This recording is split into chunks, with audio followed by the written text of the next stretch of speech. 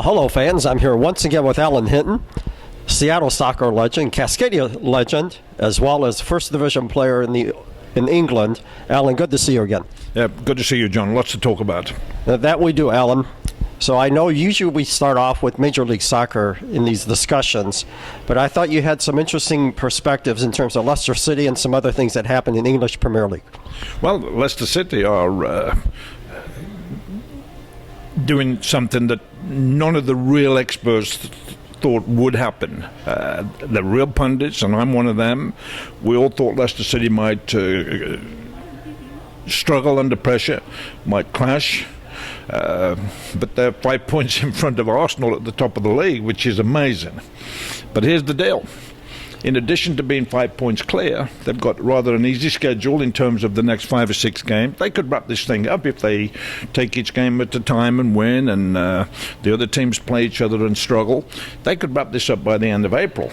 But in addition, Leicester has no cup commitments. They have no Champions League commitments. They have no Europa Cup commitments. Arsenal, Manchester City, Manchester United, Spurs are all still playing, either in the Cup or the other international championships. So everything's really in order for Leicester to really thrill the whole country and win this. There's one great story come out of it, apart from Vardy and Mahrez, who were doing wonderful. Vardy scored 19 goals for Leicester. Mahrez has scored 15 goals. The next leading goal scorer is 4. So they don't need any of these two guys to get injured. But there was a regular guy, a Leicester City fan, put £20 on Leicester City before the season started with the bookmakers at 5,000 to 1, which is £100,000 if Leicester City win the championship. But I understand that he's now settled, and he's received £29,000, which is an awful lot of money for a regular working class man, because he doesn't want to take the chance on Leicester falling from the top. But that's a great story. That guy put £20 on. He was basically saying, goodbye, £20, I'm just having fun with this. And he's finished up getting £29,000. Could have got £100,000 if Leicester win it. But it's a fantastic story. And I was with Casey Keller at the weekend, and when we found out that Leicester had beaten Watford 1-0, Casey and I were laughing like crazy. Of course, Casey's an old Leicester fan, so everybody's cheering for Leicester, unless you're an Arsenal fan or Manchester City or Spurs fan. But this is one of the greatest stories in English Premier League for a long, long time. Alan, there were a couple of matches last week that you, I know, had some comments on, specifically talking about Louis van Gaal. Manchester United had Mata sent off after 26 minutes, which is unlike him. I think it was the first red card in his life. So West Brom went in front on a nice goal from Roldan. The bottom line is that when Manchester United are losing 1-0, and they still at this time had an outside shot of maybe catching Leicester even. So Louis van Gaal, even the commentators on the game were saying, what's wrong with the guy? He's not even pushing to try and get a goal. They were still playing possession, down the left, round the back, down the right, round the back, through the middle. It was very disappointing that Louis van Gaal didn't say, let's go forward, let's get some balls in the box, let's fight for everything. And they just played as if they were playing to Stradivarius or something. I don't know. It was just a bad situation. The other point about Manchester United for me is Louis van Gaal's now taking credit for all these youth players that are coming through. He's had no choice but to play the youth players. They wouldn't have played if Rooney was fit and all the other players that's injured. So I think Manchester United is still a mess. Why don't we discuss, first of all, what happened with the Sounders, 1-0, a red card, maybe a goal that Stefan Fry should have stopped. Your thoughts? Well, first of all, it was another great crowd, just around 40,000. The weather was very nasty in the game, heavy rain, clouds. I thought the game was, for me, it was an uptick from the past. The quality of play from Kansas City and the Sounders was good. Both the outside fullbacks for the Sounders were doing well. O'Neill Fisher was doing well. Jobin Jones, who I like, was having a very good game at left back. Ozzy Alonso looked back to his normal self. Ivancic played very well for me. He played Jody Morris clear early in the game, probably 10th, 12th minute. Wonderful pass, Dempsey to Ivancic.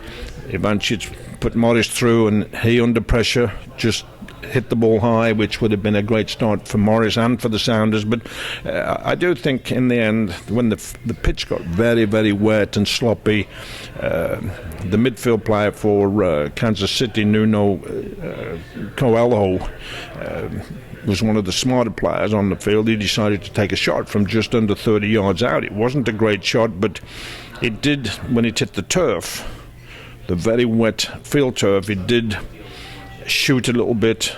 Stephen Fry, who was a wonderful goalkeeper, you would have to say goalkeeper error, which he, as a man he is, he admitted it in the newspapers, but it's tricky when the ball bounces just before it gets to the goalkeeper, and I think I can't remember when he made an error like that before. Getting back to the Sounders, the Seattle basically played the second half being down a man. Did you think the O'Neill Fisher red card was warranted?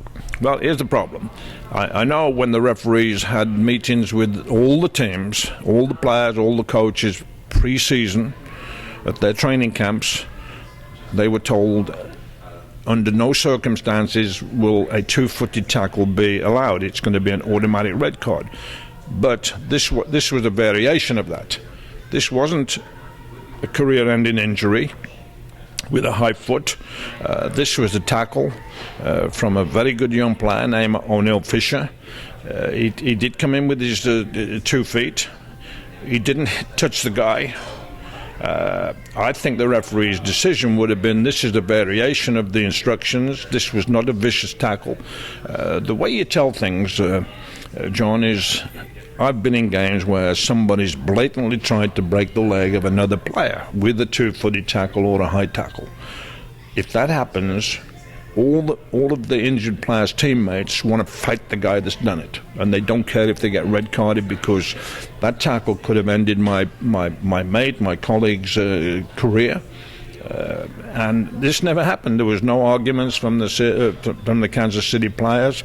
Referee just, I think Alan Kelly's a good referee, but for me, he just tend to overreact and tried to get in there quickly. This was a time for him to think about it for a few seconds, count to 10, and just give the kid a yellow card and a strict, stern warning to say, if you do that again, you're out of here. But there was no injuries, but it absolutely turned the concept of the game around, and Sounders would have been unlucky to lose 1-0 on a very dodgy goal.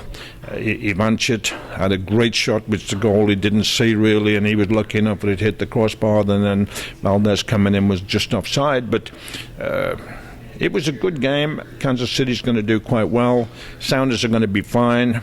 Alan, we're going to conclude this by, you're going to be holding a party for the RSL match between the Sounders. Do you want to give us some details? And maybe we'll see you bring your white shoes, the infamous white shoes, as well as potentially a cap. Do you want to give us some more details on that? Well, I think the East Side, Seattle Sounders East Side supporters club, which has been trying to find a permanent venue for a long time, have now found one. I think it's called the Tavern Hall in Bellevue Square, Bellevue, and I think it's a very good place, and I'll be there around about 12:15, 12:30 on Saturday for the 1 o'clock kickoff. The Sounders will be playing in Salt Lake City, and we're going to get a big crowd of Sounders fans. Maybe we'll have a little sing-along. I'll have a chat with the players. I will bring my white boots. I'm going to have to watch them, though, because they're very valuable. Anyway, I'll be there. Alan, we'll plan to be there also. We'll videotape it, including as part of our next interview. Alan, as usual, thank you so much for joining us, and we'll see you on Saturday. Okay, look forward to it, John. Thank you.